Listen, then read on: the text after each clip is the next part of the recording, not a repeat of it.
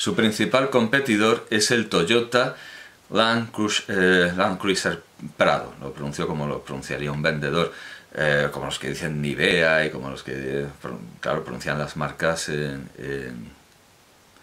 castellano, con lo cual, ¿para qué le ponen un nombre extranjero para pronunciarlo al final en castellano? Aunque claro, ¿para qué le ponen un nombre en castellano para que sea pajero? Me ha llamado la atención esto del gato pajero, entonces he buscado quién, o sea, qué cosa es esa del gato pajero, el Leopardus pajeros. Y es que resulta, me voy a tener que ir a la página en inglés donde se dice el Leopardus pajeros. Claro, aquí aparece como el gato de las Pampas, Pampas Cat. Bueno, pues resulta que Juan Ignacio Molina, en 1782, identificó el Leopardus colocola. Y donde se pensa, claro, algunos al gato pajero al gato pajero lo llaman, lo identifican como el Leopardus colocola, por la denominación de Juan Ignacio Molina, del abate Molina, en 1782. Pero luego se supo que el gato pajero es una especie distinta al colocola. Y entonces fue Desmarest, en 1816, el que lo identificó propiamente, como ahora se hace, como claro, un francés le puso una designación española tal como la oía, entonces oiría hablar de gatos pajeros, pues Leopardus pajeros, así, pajeros, como los italianos cuando imitan a los españoles y le ponen ese a todo, pues en lugar de Leopardus pajero, que sigue siendo ridículo, o paierus, pues Leopardus pajeros, ese es el gato pajero, de donde viene el Mitsubishi pajero, que yo he visto alguno, una vez tuve que pararme porque estaba saliendo de un garaje un Mitsubishi pajero y leo ahí el rótulo y claro, me empecé a reír, pero luego vi la cara del conductor, que era un calvo con bigote con una cara de cabreo inmensa por llevar un pajero y, en fin, me costó mucho no aguantarme la carcajada.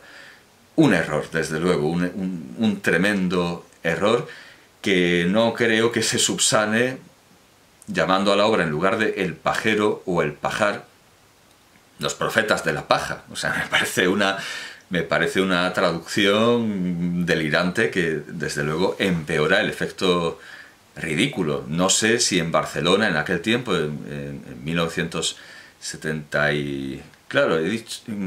Bueno, se estrenó en Portugal en 1970 y 72, y aquí creo que en el 73. Yo no sé si el que la censura lo viera en el 74 quiere decir que realmente...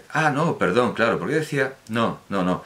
Se imprime, claro, la edición es de 1973 y definitivamente se lleva a la escena, claro, en 1974. Lo digo porque no creo que esto viera varias temporadas. No creo que fuera la censura de una temporada nueva que hubieran renovado después del estreno en el... el libro es de 1973, el estreno en el 72. Y se hace en España, en las tablas, en el Ateneo, he dicho, ¿no? En el Colón, pero por el Taller de Teatro de Barcelona en 1974. Y luego no creo que se vuelva a hacer más, vamos, en absoluto. Bueno, decía que tenía la crítica de un espectador de ese montaje en Barcelona, que es Ricard Salvat, el asistente de Antoni Comas, del que ya he hecho la presentación. O sea, un profesor y un hombre de teatro experimental que además trabaja con un hombre tan insigne como Antoni Comas, o sea, alguien que entiende de literatura. Bueno, pues dice en sus diarios de 1973-1975 de esta representación, que claro, evidentemente es de 1974, pero no es en el Ateneo Colón, como dice el cartel. Bueno, será otra temporada, porque dice Salvat: por la noche fui a la Sala Villarroel, donde hacían una representación de una obra portuguesa. Ahora Portugal está de moda. Bueno, la causa es muy fácil y... Un segundo... No, sí, claro, eso es. En Portugal sí se estrena en 1972, aunque estoy dudando. A lo mejor el pajero no se pudo hacer hasta que no cayó el régimen. yo tenía la idea de que se había estrenado en 1972. Quizá haya un prólogo, claro, entonces puede ser, bueno, en todo caso, si esta obra no ha pasado la censura de 2 dictaduras, sí ha pasado la de una, porque en 1973-74 evidentemente el franquismo subsistía, y un poco después de Franco también, y si no que se lo digan a los juglars que bueno, acabaron en un consejo de guerra en plena monarquía, en pleno régimen democrático. El caso es que yo tenía la idea, bueno, y además Los Profetas de la Paja aparece citada después de obras de 1964. No sé de dónde he sacado la idea de que esto se hace en el 72, pero el caso... bueno, da igual. El caso es que en España sí se estrena durante una dictadura. Qué raro. Bueno, en fin, supongo que el artículo de Fatda será más específico, y si busco quizá el año 1972, si me deja hacer la búsqueda... No aparece y no me deja hacer la búsqueda. Vaya, sí, claro, sí, era de donde lo había sacado, de Fatda, que se estrenó en 1972, pero claro, sí se estrenó en el mundo lusófono, pero se estrenó en Brasil. En Portugal no se pudo estrenar, imagino que hasta la dictadura, pero si además la Revolución de los Claveles fue en el 75. O un momento, me he liado, vamos a ver, me he liado y pido perdón. La Revolución de los Claveles creo que coincide con el asesinato de Carrero Blanco y por lo tanto es en el 73, eso es, sí, Revolución de los Claveles, en 1973, es cuando acaba la dictadura portuguesa y se entiende que empieza la transición que acaba con la dictadura española, o sea que ya empieza antes de la propia muerte de Franco, pero hay cosas, hay coletazos, como suelen decir los periodistas que hablan de este tema, es un tópico como lo de la pertinaz sequía y el rey campechano, que duran mucho más allá de la muerte de Franco. Vale, en 1973 se acaba la dictadura en Portugal, y la obra se había estrenado en 1972, pero no en Portugal, donde seguía estando prohibida, en el Teatro Luis de Queiroz, de Piracicaba, y fue dirigido por Fernando Muralla. Y fue encima subvencionado por la Secretaría de Estado de la Cultura de San Pablo, y tuvo un premio encima, el premio de teatro María Teresa Alves Viana. Y tanto éxito tuvo que... bueno, claro, O Palleiro fue llevado a escena en 1974 por los profesionales del Taller de Teatro de Barcelona, dirigidos por Antonio Joven. Es la representación a la que pertenece este ejemplar, tanto los sellos de la censura como las anotaciones, bueno, solo una en realidad, solo una indicación del papel, además del protagonista, del que yo considero el protagonista, pero solo hay una, así que puede que fuera del director, bueno, o tendría más anotaciones. Vale, esa es la historia, que sí se estrenó en el 72, pero pido perdón por la inexactitud, sí se había estrenado en el mundo lusófono, no en Portugal, en 1972. Así que entiendo que sí, que hay que esperar al 73 para que se haga en Portugal, o para que, en fin, la gente... Y al 74 para que se vea en España. Y en el 74 sí que estamos en plena dictadura. Bueno, entonces, volviendo a la crítica. Ahora Portugal está de moda. Esto es evidente. ¿Por qué? Pues porque han hecho una revolución y han acabado con una dictadura muy similar a la franquista, y además de una manera pacífica, sin que haya muerto nadie. Entonces, ese es el trasfondo de esta frase de Ricard Salvat. Ahora Portugal está de moda, por eso. Se llama Los Profetas de la Paja, y el autor es Miguel Barbosa, y tiene que añadir título original O Palleiro, para que quede claro de qué va esto. No me interesó nada. Tiene un cierto sentido teatral, pero es de una demagogia y una elementariedad radical y absoluta. El espectáculo era también muy, yo diría, ruidoso, pero molt tronat. Ahora mismo no sé si es ruidoso o que está tronado, tronado en el sentido de estar loco. Voy a buscar qué significa tronat en, vamos a ver, en catalán. Enciclopedia catalana, tronat, tronada, aceptar todas las galletas, todas las... gastado, deteriorado por el uso, o sea, ajado, arruinado, empobrecido, sí, vamos, que estaba tronado el espectáculo en el sentido de que estaba arruinado, que era una ruina. Molt tronat.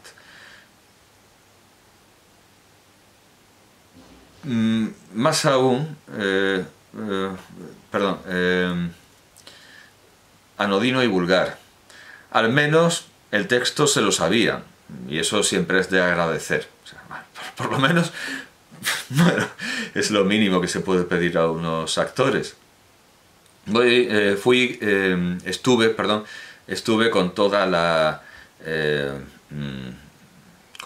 caterva, con todo el grupo de autores de Sitges, Pérez Casó, Arias Velasco, concretamente con este último. Conocí a Barbosa y a su mujer, que son muy agradables, pero la verdad es que aquel texto de ayer no hay quien lo aguante. Es decir, esto ya, o sea, sigue siendo el mismo día, pero dice el texto de ayer. Bueno, habrá amanecido, claro, no lo sé, será muy respetuoso con las horas. Habrá pasado ya la medianoche. El texto de ayer no hay quien lo aguante. La dirección era de Antonio Joven y Antonio Puigros. Nada importante. Se puede decir que el teatro independiente está en franca crisis y en vulgarización, en proceso de ser más vulgar. ¡Qué diferencia! ¡Qué abismo! Dice Ricard Salvat. ¡Qué abismo con lo que era el teatro independiente de los años 60! Claro, lo que quizá no sabe Ricard Salvat es que esto es una obra de teatro experimental joven revolucionario de los años 60. Lo que pasa es que por cuestiones de censura, que tampoco es que esto sea una obra... Habría más que censurar si los profetas de las pajas tuvieran ese doble sentido, que no tienen. Es un pajar y están manejando paja, y el elemento teatral, el complemento, el aditamento, el atrecho es paja real, ya está. Bueno, que no sabía Salvat que esto es de los años 60, solo que se le presenta ahora porque la censura lo ha estado prohibiendo hasta que no ha caído el régimen portugués, y en la dictadura española se puede presentar antes. Quizá, bueno, no lo sé, la figura de la monarquía se ridiculiza en la imagen de la reina de Inglaterra, pero al final no viene y es María Antonieta. Meterse con la reina de Inglaterra, con María Antonieta, pues en España, tanto Inglaterra, la pérfida Albión, como Francia han sido siempre nuestros enemigos. No lo sé, realmente yo no veo nada peligroso en esta obra, y tampoco para que sea para mayores de 18 años. No hay nada. Quizá el prohibirla a menores de 18 años les inducirá a pensar que esto de las pajas proféticas es lo que no es. No lo sé. Bueno, el caso es que curiosa nostalgia la de Ricard Salvat, porque dice, esto ya no es teatro, esto es vulgar y decadente, no como el buen teatro de los años 60. Es que esto es teatro de los años 60, pero él no lo sabe. Claro, la cuestión es, el teatro experimental de este tipo, demagógico, tuvo su época, sirvió para algo y ya ha caducado, ya no tiene que usarse y caduca en los años 70.